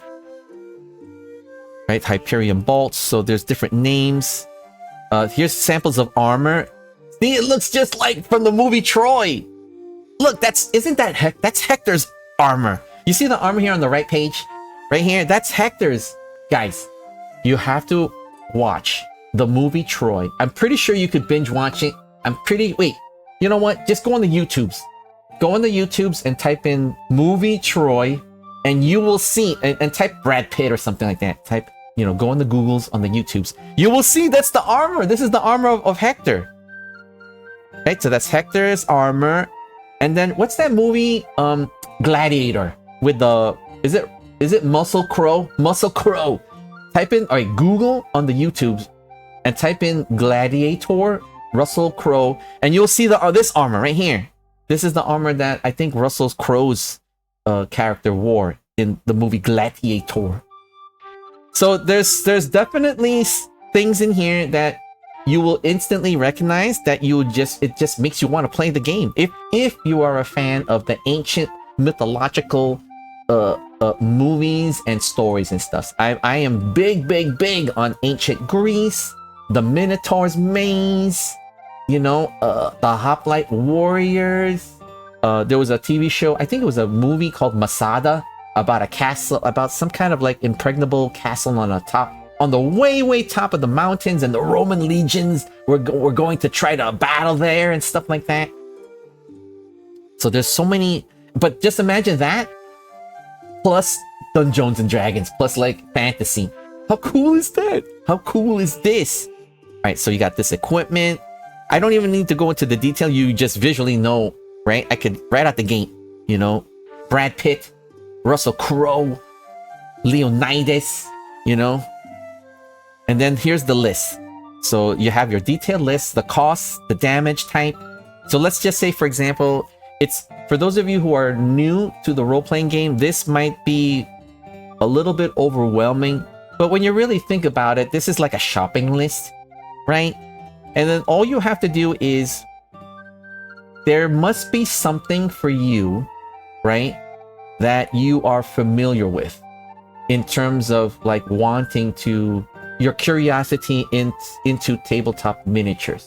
For example, right? Most people probably are interested in this because they've watched The Lord of the Rings. So in Lord of the Rings, right? To make this list easier for you, so in Lord of the Rings, what's your favorite thing, weapon? The Gandalf staff, right? Or Legolas's bow. So easy. I look at the list, I look for bow, right? There's a section here called the short bow, right? And then the bow, it costs 25 gold pieces, right? It does 1d6 piercing, and the ammunition, right? The range is 80 feet with a a short range of 80 feet, a long range of 320 feet, and it has to be wielded two-handed. Simple, right? The damage is 1d6. All right, let's roll to attack, right? All right, so we're practicing our bow, right? You're standing with your bow, and the target is about 50 feet in front of you, within the 80 feet range. All right, so you roll to attack, and then we roll. You hit 17. You release your arrow. It hits the target, and it causes d6 damage. What the heck? 6? What the? Okay, all right. You hit the target, and the arrow flies right through it, smashes right through it, and creates a tiny little hole, and then it embeds on the tree behind it. What? Nice chat. So you got this here. I'm trying to think what else. Let me see. So this is the list. You got trinkets here. You got let's see. It looks like the equipment here is the same, similar in terms of keywords from the official Dungeons and Dragons Player's Handbook / Dungeon Master's Guide. But it has that bronze, keyword with it, because this is the age of mythic wonder. You got trinkets here. Ooh, the ships. We got a list of ships. Oh yeah, sailing is big during the mythical ancient times, guys. Remember, right? Out of all the other ancient history. Okay, so to me, if I'm watching like King Arthur-esque like shows and movies and stuff like that, everybody's riding a horse. Right? If I'm watching, let's see, like samurai movies, technically everybody's riding a horse, but mostly everybody's on foot. That's a wrong explanation. So when I'm watching like medieval shows or movies like Excalibur, everybody's riding a horse. But whenever you notice, whenever you're watching like like Troy or Gladiator or like or Sparta, like what's that, 300. Everybody's sailing, so you get to sail. And look at the names of the boats. It's just like I'm guessing Pentaconter is an actual boat name. I know that Trireme is an actual, isn't that a Roman name or Greek name for a boat? So they have Trireme, and they have weapons that are from the ships. They have Ballista, Arcadian Fire, Pro. They have rams on it. So they have, you know, your typical boats of the mythical ancient times of Arcadia, aka 300, aka Troy, aka Gladiator. So let's look at the feats. Now we're on the chapter of the feats. So the feats, okay. There are official Dungeons and Dragons feats in all the official Dungeons and Dragons publishings. So there are feats in the player's handbook. There are feats in the Dungeon Master's Guide. There's also feats in the modules, the Dungeons and Dragons modules. So in third-party products, they have feats that are part of that world, right? So you're not going to see the same feat, you know, word for word that is from the player's handbook in here. You're going to see unique ones here. All right, so, and now remember, guys, you could pick any feat for your character using both the player's handbook and, let's say, Arcadia. My recommendation is just pick the ones, you know, pick the most that you can using the Arcadian campaign book, because it makes it more flavorful, you know? Like, for example, you see these feats. Okay, so here's the extreme point of view. I get the Arcadia, I want to play in the world of Troy, right? I don't pick any of the races. I don't pick these races from the Arcadia campaign book. I pick the Drow from the Dungeons and Dragons book. Okay, fine. And then I don't pick the character classes. I pick the fighter class in the Dungeons and Dragons. Okay, that's fine too, right? And then for the armor and stuff, I don't pick any of these. I pick a silver sword. I pick the steel sword and a bow and arrow from the Dungeons and Dragons player's handbook. Okay, that's fine too, right? And then you guys see what I mean? And then I pick the feats. So I don't pick any of these feats. I pick the feats from the Dungeons and Dragons player's handbook, right? So by this time, I'm thinking, why do you even want to play in Arcadia? We might as well just play in the Dungeons and the Dragons, right? Like the regular, you know, like the regular. So that's one extreme side of it. So my suggestions, if you're new and you're inspired to play in this game or DM a game in Arcadia to your friends and stuff, you know, just pick the feats. I mean, there's nothing to lose, right? And it's really easy, right? It looks overwhelming with all these pages and pages and pages of stuff, but by this, it's organized in a way that it will spark your imagination. It's so cool, and plus the artwork is just so awesome, guys. Right? So I'm looking at this book, sharing my enjoyment of it. Right? The artwork cover right out the gate, boom. I'm like, holy smoke! Imagine if Hector and Achilles teamed up together, right, with a band of Myrmidons to battle the infamous Hydra of the Cretan island. What? I mean, how cool would that be? Hello. And then you have all these character races, right? It's something familiar, but yet something different, right? Which makes it fun, right? You want to look at the fun of it, right? So that's just me pointing out, you know, if you're going to be playing this for the first time and you have your Dungeons and Dragons Player's Handbook and your Dungeon Master's Guide, you're going to need all three books, but use this to create a character. You know, make a level 2, a level 1. You can make a level 1 character depending on your Dungeon Master. What I like to do when I DM a game, I make my players create a 3rd level character. So at least you're not 1, and at least you have 3rd level, so you'll have some more hit points and stuff like that. That's what I like to do.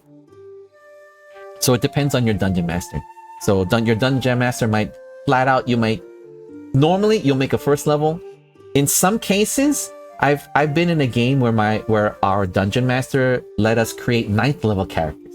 So what that tells me is that we're starting off in a heroic campaign. Not like the beginnings of the heroes, like the hero's journey, right? When the heroes have formed the Avengers and stuff like that.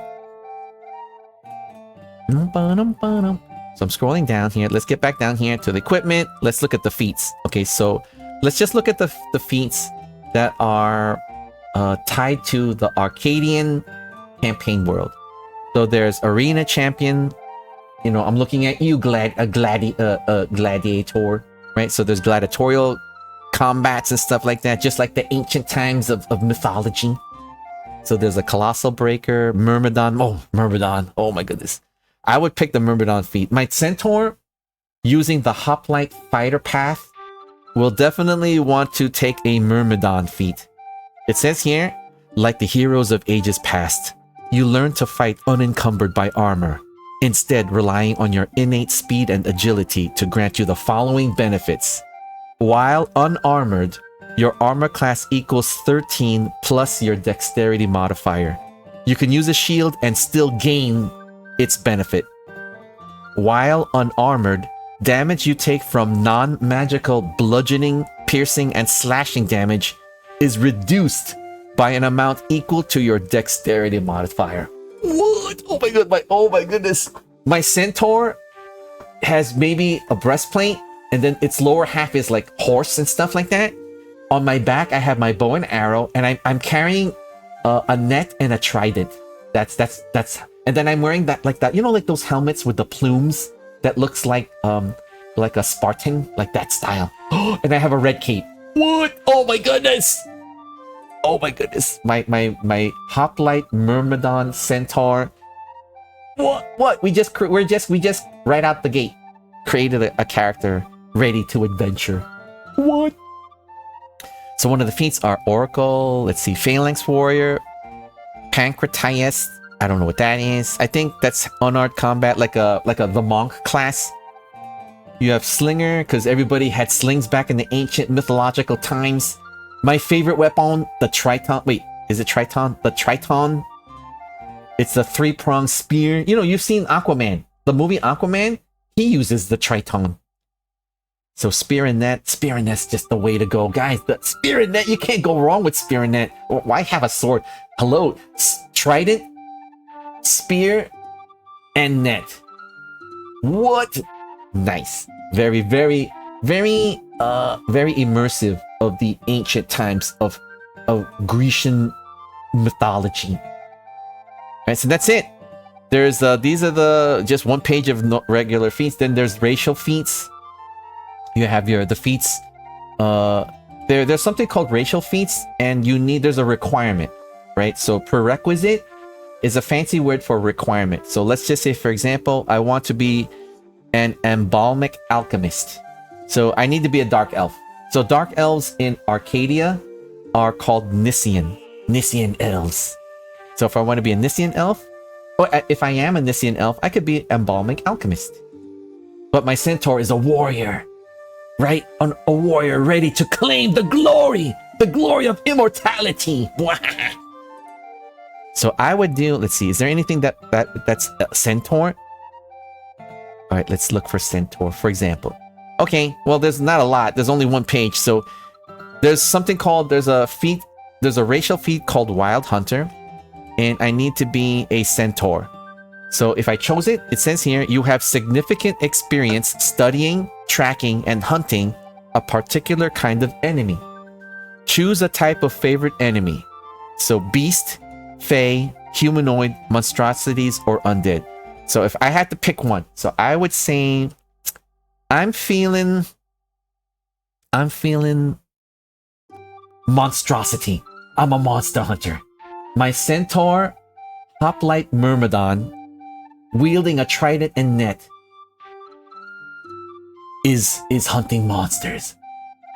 What? Wait a minute, roll perception. Oh, where'd my dice go?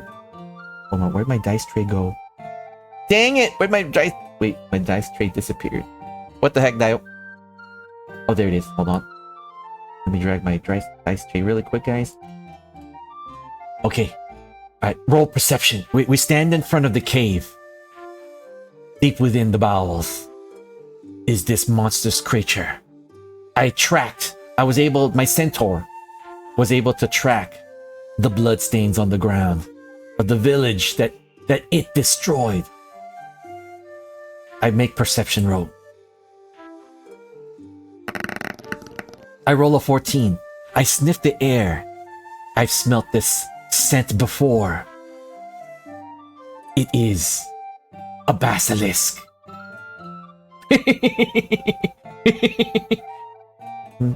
Alright, here we go. Let's do this here. Here we go. Let's continue. And now we're in the chapter of the gods and the titans. The setting of Arcadia. Look at this! Look at this! The Medusa that is fighting in a battle. What the heck, Dio? And look, Arcadia is like is that called a peninsula? It's like, it's not an island, right? Is that like, you know, like Florida? You know, like Florida. It's like, and then, you know, you could always add lands north of it. You could expand it, right? So this is just the base of the world, and you could add more to it. Oops, excuse me, guys. Hold on, I got a drink. My throat's getting parched. So this is the land of Arcadia. The gods and the titans. There's a chapter here. Okay, what are the gods? Alright. There are... Let me look at the gods here. There is... the god Hyperius, Crixus, Krytos, Erebos, Phaedrus, Thessa, Aurea. So we know that they're doing shenanigans. We know that they're birthing, you know, the demigods and stuff like that. They're, you know, one of these guys is the quote unquote the Zeus of the group. Is the Zeus of the group, the sussy baka. So one of these are, but they got pretty nice names, right? So you got you got the gods list here. You got deities. It has their temples, their symbols. There's the Titans, right? So there's the Great Hydra, right? The Great Hydra. That's on the cover of the book here. See, that's the Great Hydra right there, guys. That our heroes, that our band of fellowship is doing battle with. That's one of the monstrous heroes of the game. Let me see. Let's go back down here. And then we have here. Okay, so we have the gods that exist in the world. One of them is going to be the quote unquote Zeus, the sussy Zeus god. Then the Titans, there's the Great Hydra, the Mother of Monsters. I'm guessing that's going to be the Gorgon, right? The Medusa. I love, man, that's an awesome character. Man, the Medusa's huge in this game. It's huge. Look, it's like, it's giant. That's scary because she's gonna have other like other gorglings, like other gorglings, right? Is that the right word to use? So she's the head Gorgon, and she's definitely gonna have other gorglings lurking about. Plus corrupted humans and stuff. Hey, Palma, you and your wild assault. You and your wild assault.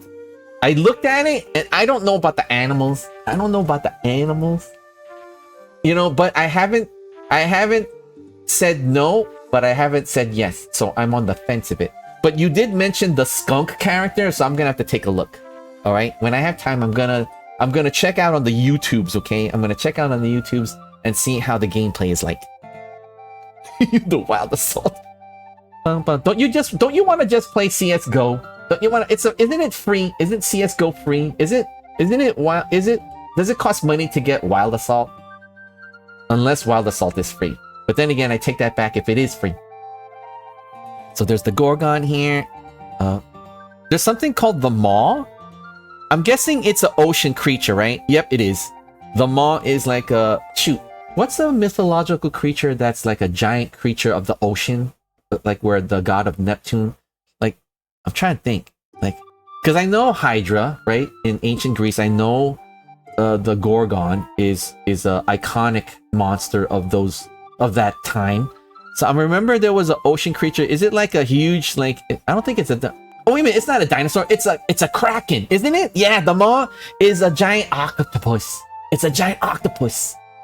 Okay, yeah, so I'm picturing it now. The maw is this huge, ginormous octopus. All right, so that's classic. That's classic for the ancient times of mythology. Then there's the worm. I wonder what the worm is. Just sing it all. Eh? What? Sing it all? Like what? Sing the wild assault? We got here. We got the maw, the worm. Okay, so I'm thinking the worm is kind of like Dune. That's the first thing I'm thinking. It's a giant worm called like Dune. But this one is an undead worm. So it's an undead worm that is let's see, it's considered a dead god. So I'm thinking basically like a more, well, basically the zombie version of the, what do you guys call it? The Shai-Galoob in the, the Dune. What do they not call that worm? Is it called Shai-Galoob? So so imagine a Shai-Galoob, but undead. So that's the worm. So that's a classic. And I think that's it. So these are the major titans of the world. Right? It's only one page, so it's not too much to do for all you dungeon masters out there thinking of like creatures and stuff like that. Then there's the Hyperion. Okay, so now we're going into the cities. So the cities of Arcadia. So there's a city called Hyperion. And then it has like basic I would say keywords that are tied to the city of Hyperion. So they have a pantheon and stuff like that. Sign it all. What? Sign it all, give me your cans. What? We got the pantheon. There's the oracle. So every city probably has like an oracle. It has a forum. It has a pantheon, right? Where people like worship and stuff like that. It probably has like streets and stuff like that, because I know that in ancient times the Romans, like the reason why the Romans were powerful is because they had the most modern of architecture in their city building. Like they actually developed streets and stuff like that, like paved roads and streets like that to make it easier for merchants to travel, and import and export goods and stuff. I'll pay for cans. Is that part of the Wild Assault game? Is there like something called cans? You don't want to just play like CSGO. Don't you wanna? So there's consuls. There's always going to be a group of like senators and advisors. So there's consuls, or leaders. So let me see. And then if you're visiting the city of Hyperion, that's what you're going there. There's like little keywords of what you'll experience there. So you'll experience an oracles, pantheons. There's something called the Gates of Erebos. So there's like a huge gate, like probably when you enter the city of Hyperion. There's another city called the city of Krita. I think it's called Krita or Krita. I like the sound of Krita. It's better. Not is a suppressor for the weapons. Ah, I see. So, wait, how many cities are there? It shouldn't really be a lot, right? Oh, that's not bad. It's like about like 3 pages of cities. Normally in Dungeons and Dragons, you're going to have 96 pages of cities, right? So just to let you know how easy you guys got it, right? In other role-playing games, you're going to have 84 pages of feats. You're going to have 212 pages of items. And they're non-magical. For the non-magical section, you're going to have 240 pages, right? You're going to have, 73 pages of character classes. So here, 2 pages of cities. And the cities are iconic. So you have the city of Ithia, the city of Krita, the city of Crixos. Crixos sounds like it's a gladiatorial city, right? I'm getting this vibe that it's a city where it's like the gladiatorial arenas is a thing there. At least that's what I'm getting the vibe for. Then there's the city of Illyria. Illyria sounds like it's like an artistic place, maybe. Like that's where all the magicians and the magic users go. So that's the city of Illyria. Let me see. Like, so you get these vibes. You get these vibes. So there's the cities. Okay, you got the cities here. Then we go into the magic items. So these are the magic items that are tied to the game. There's like Nisian potions, basically dark elf potions. You have Satyr wine. Ooh, Satyr wine. Wait, how fast? Does it normally get you drunk faster? Satyr wine. This sweet wine is made by satyrs and followers of Phaedrus. When you drink this wine, you must make a DC 10 Constitution saving throw.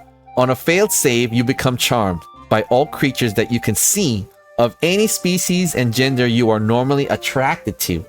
You can repeat the saving throw at the end of every... Okay, alright, you're at the bar.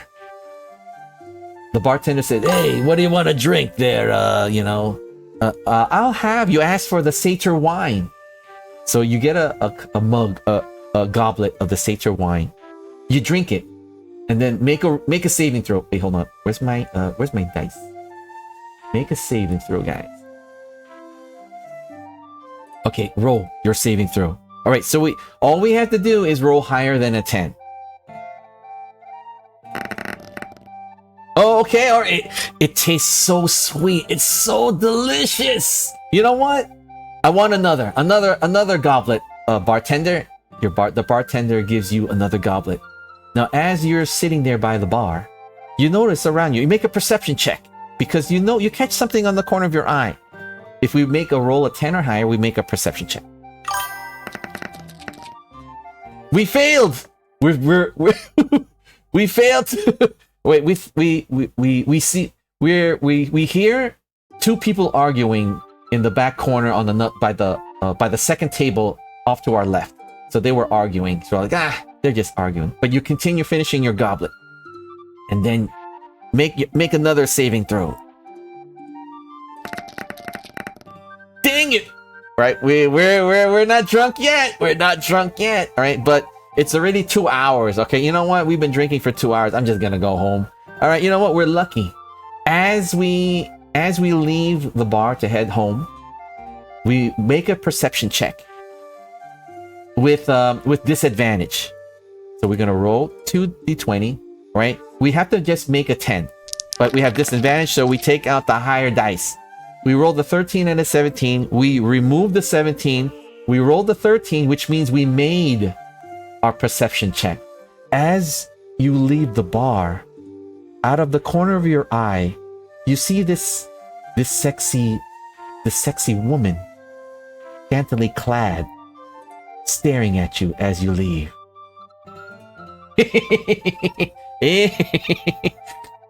Oh my goodness. You know what? We'll leave it at that. Danger or no? Don't know. Right, so we have magic items here. We have ambrosia. That's like a golden nectar. Out there. I'm just doing samples of the dice rolling. I like to show off my dice. I like to show off my dice, guys. Check this out. Like, I got all this here. Let me show you I found this dice rolling app, and it's free, and it has a bunch of free dice you could use, and the other dice that you could buy are very affordable. They're not that expensive. So that's my D&D dice app. It looks so good. It looks so good on stream. All right, here we go, guys. So we have, these are items. You can see the bronze swords here. The wolf pelt the wolf pelt shoulder. There was this movie I highly recommend. I think it's called Caesar, and it stars Colin Farrell as Caesar. And Caesar had this like lion pelt with the lion head on either on his shoulder like a pauldron, or it's like a part of his helmet. So we have this here. You can see it here. Then we have rare items. All right, so we have the Hyperion's javelin, Kratos' the head of the Gorgon's head. Remember in that, wait, what's that movie? Clash of the Titans. Okay, so there's another movie I would highly recommend for you guys if you're interested in playing in the world of the Arcadia. You know, Dungeons and Dragons. Google on the YouTubes Clash of the Titans. It's basically, that's what this game is. Basically, this, you know what? This game is Clash of the Titans, right? This is Clash of the Titans. So you get a Gorgon's head, and then now we're going to the, we're coming to the end of the streaming rainbow, guys. We have the chapter on monsters. Nice. So of course there's a three-headed Cerberus. Of course, you see right here, the three-headed Cerberus. Ooh, they have stats. They have stats. This is nice. And look, wait, let me look at how many pages. Let me scan ahead. Let me scan ahead. Not bad, not bad. It's like, I don't know, like maybe 15 pages or something like that. 15 pages of Arcadian monsters. Well, normally in other RPGs, you will have 326 pages of monsters, all for your hunting and your hunting amusement. That's kind of overkill, but this is very, very, very nice. What? All right, you take care, EPOM. Have a wonderful, wonderful evening, and thank you. You know what? Thank you for your time hanging out here and stuff like that. Have fun with your. All right, okay. Have fun with your Wild Assault. I will off stream check it out. Okay, I'm on the fence. I'm not no. I'm not yes. I am curious about this thing you call the skunk. I'll have to take a look. Right? If you like the skunk, I'll take a look at the skunk. Okay, okay. Meanwhile, I got Mecha Break. So maybe the next stream will be playing the Mecha Break. Okay, it is free. So I'm hoping Wild Assault is gonna be free too. Okay. All right. You have a wonderful, wonderful rest of the evening, EPOM, and thank you for keeping me company. All right, guys. Hold on. I keep losing my dice train. All right, guys. So let's look at the choices. Wow, this is nice. You have Ancient Hydra, Young Hydra, Gargarin Orc. Of course, the Cerberus Hound. There it is. That's the Cerberus Hound, like right on there on the top, on the right. How cool is that?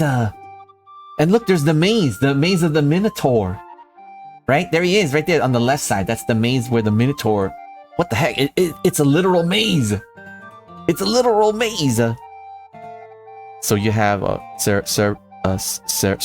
I keep thinking Cerebus. It's Cerberus Hound. There's a Cyclops. Of course, you gotta have the Cyclops. Oh, wait a minute. These monsters... Okay, so there's monsters in Gargaros. So these are the monsters in the area of Gargaros. So Ancient Hydra, Cerberus Hound, Cyclops. If you visit Scylla, there's something called the Kraken. Oh, there's the Kraken. The ginormous octopus. Oops, excuse me, guys. Hold on. I gotta drink. My throat's killing me. So there's the Kraken if you visit Scylla. And there's also Ocean Raiders, Abominations, Sea Witches. Okay, so a lot of... It seems like Scylla is probably like ocean area where if you adventure there, you might encounter these monsters. If you go to Nis, you're going to encounter the Nissian Pharaoh, Shades. Look at the Shades, right? Blighted Mummy, Zombie. Okay, so I'm getting Egypt style, right? You're getting this. Nis is probably the Egyptian equivalent of Arcadia. So you're gonna get these monsters, cultists. If you visit Syria, there's going to be the Abomination. There's a Gorgon there. Okay, so Syria is where the Medusa hangs out. So gotta be careful. So there's the Gorgon Mistress. Then there's the Gorgon Matriarch. Then there's the Gorgon Abominations. See, ooh, look at this picture. So basically, a lot of creatures with spider hair like hang out here. Nice, nice. And then there's like Fae creatures. So you get a statistic for Satyr, a Siren, the Mermaid. Very uwu, but dangerous. Then there's a stat block for Centaur, Harpy, Chimera. Ooh, a Chimera, Minotaur, nice. Dryad, Pegasus. Nice, the Pegasus. Then you have a exiled Sphinx. The Sphinx. Whoa! Look at the Sphinx. And then you have the dark elf, the Nissian, right? Is it Nissian? Harpy, Siren, or is it just a picture? No, it's just the final picture for the end of the chapter. And then your character sheet. You have a character sheet, and then a page for notes, and then the map of Arcadia. And that's it! Nice, everybody! Nice! Alright, guys. This is one of my favorite supplements. Let's just call it a supplement of a third-party campaign that we could use the Dungeons and Dragons 5th edition rules with. I absolutely love this idea of Bronze Age mythology meets Lord of the Rings. This is a wonderful blending of the two genres. And plus the production of it, very well produced, very well organized. The font is pleasing. Nothing. I don't find anything like that I want to nitpick. It's just, and I feel that it's produced with a lot of love. It feels like there's a lot of love for the genre of the ancient mythology meets Lord of the Rings. Dude, you know what? I have to rewatch Troy. I have to rewatch Clash of the Titans. I'm gonna watch probably Lord of the Rings again, and then maybe Troy again. And that's it, guys. This is Arcadia, a Dungeons and Dragons 5th edition campaign, third-party campaign world to adventure in. Look at this. It's so nice. This is so the art. Look at that artwork. Look at that warrior with his what do you guys call him? With his what's the word, guys, for the intern warrior? Is it the shoot? Why can't I think of it? It's like the knight has a, the Jedi has a Padawan, where the knight has a squire. Okay, the Jedi has a Padawan, where the knight has a squire, where the Myrmidon has a, what do they call it in ancient times? Warrior? Assistant? No, not assistant. Well, squire. No, squire is very medievalistic. You know what? I don't know what the word is. I'm sure there is a word for squire in the ancient times, okay? In the ancient mythological times of the 300. Alright, guys. Let's wind the stream down. Once again, let me just show you the dice that you will be needing to play this game. It is called polyhedrals / polyhedrons, but in today's meta, they just call it gaming dice. So you could go to your local game store, or you know what? Might as well just go on the Amazons. Go on the Amazons. I'm pretty sure you'll find a wonderful set there, or check out the eBay. Go on the eBay. So you're going to get these dice here. We're going to make one roll. And this is the dice that you'll be using for your tabletop role-playing games. Alright, everybody. We're going to wind the stream down. Let's get into the goober. Let's get into the goober, everybody. Alright, let me just save everything here really quick. Okay. Deep breath, deep breath. Oh my god, my neck. We did 2 streams today. My throat is killing me from all the dramaturgy, or all the dramaturgy and the streaming rainbow. All right, everybody. Thank you, everybody, for keeping me company here in the cringe. Thank you for popping in, EPOM. Thank you for popping in, EPOM. Thank you, Joku Killer 1234 for the belly rub. Welcome to the puppers. When I will definitely take a look at your your writings, your ancient writings.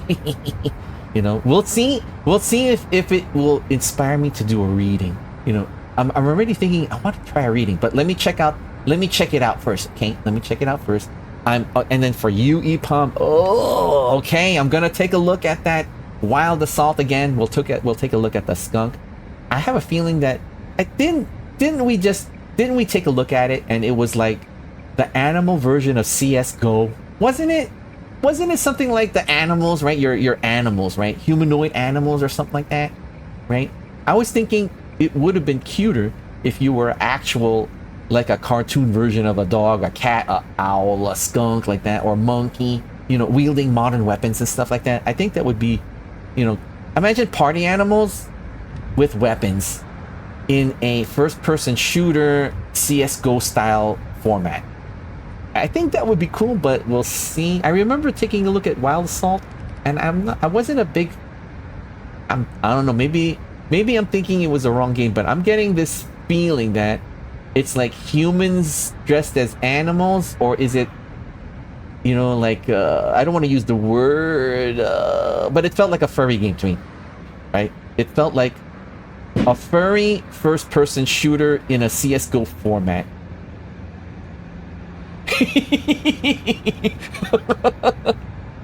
All right, guys. I want to do a quick shout out to Zentreya. Oh my goodness! Big hugs, big loves to Zentreya for the free gecko model.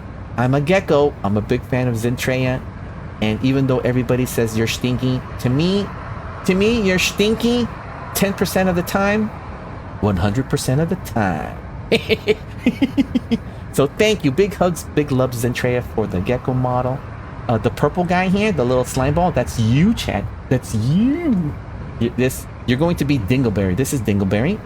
Once I figure out how to use channel points to trigger TTS through Dingleberry, you know, look out. Then chat could talk to us as Dingleberry. What? You know, this is you. This is gonna be used, chat, in the future. You know, soon. All right, guys. Gonna wind the stream down. I have way early morning meeting tomorrow.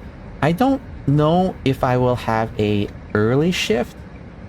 It depends, right? There's a situation right now where I'm able to work.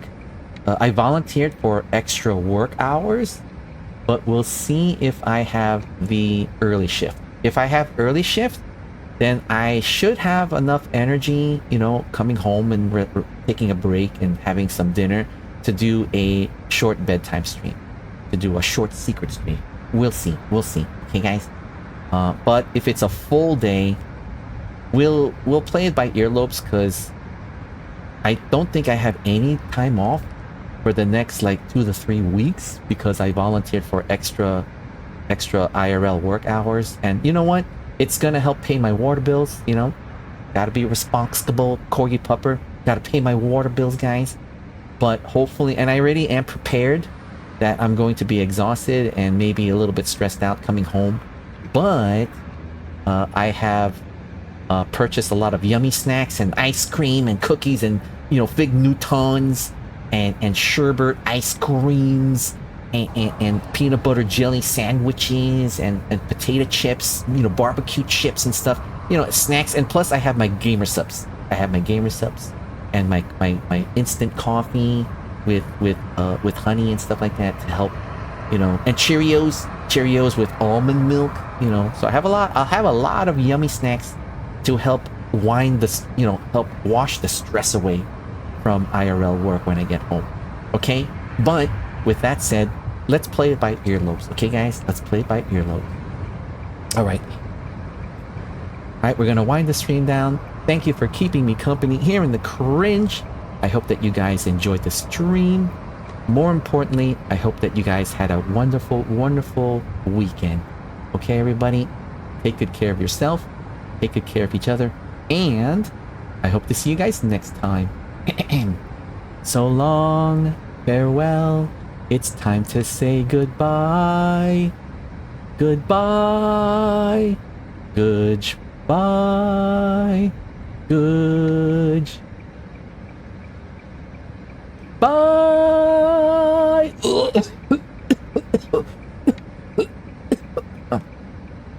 Have a wonderful rest of the evening, and I hope to see you guys next time.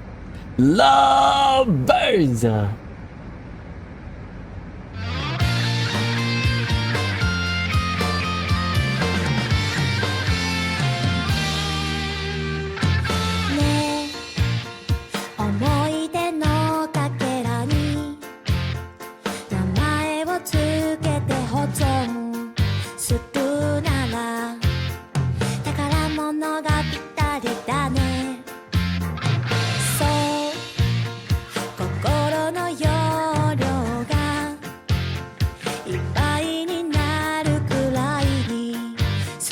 としたねときめき色の毎日馴染んだ制服と上履きホワイトボードの落書き明日の入り口に置いてかなくちゃいけないのかなでもね会えたよ素敵な天使に